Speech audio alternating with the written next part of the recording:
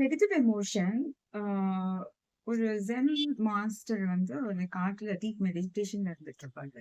அப்ப அந்த வழியா ஒரு சமுராய் கிராஸ் பண்ணுவான். அவன் அவர பார்த்தோன்னே, சரி இவர்கிட்ட நம்ம அந்த ஹெவன்னா என்ன, ஹெல்னா என்ன அப்படின்னு கேட்டுறலாம் அப்படின்னு சொல்லிட்டு அவர் டீப் மெடிடேஷன்ல இருக்கும்போது அவர டிஸ்டர்ப் பண்ணி, ஹெவனுக்கும் ஹெல்க்கும் என்ன டிஃபரன்ஸ் அப்படின்னு சொல்லிட்டு பேசுவான்.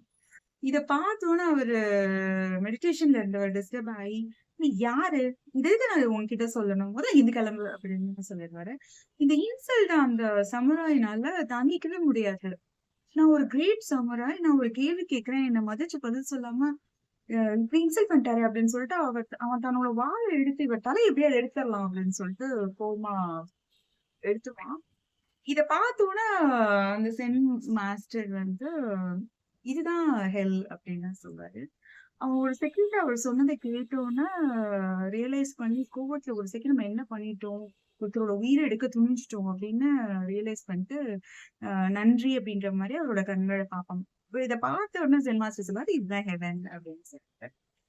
நெகட்டிவ் எமோஷன்ஸ் அதுலயும் முக்கியமா அந்த ஆங்கர் அப்படின்ற விஷயத்த நம்ம எக்ஸ்பீரியன்ஸ் பண்றது ஓகே. பட் அத ஒரு அளவுக்கு மேல அதிகமா கன்சியூம் பண்ண விட்டுட்டோம்னா, அது நம்மள அழிச்சிடும். இது வந்து சொல்லும்போது ஈஸியா இருக்கு. ஆனா, அ பண்றது ரொம்ப கஷ்டம்.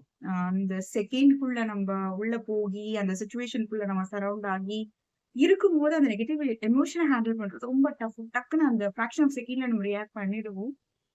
But it's okay to experience. It is okay to react. But அத ஒரு தடவ நம்ம ரியலைஸ் பண்ணிட்டோம், தப்புன்னு புரிஞ்சுக்கிட்டோம் அப்டின்னா, அதே சிச்சுவேஷன் அடுத்து வரும்போது நம்ம அதே மிஸ்டேக்க நம்ம பண்ண மாட்டோம்.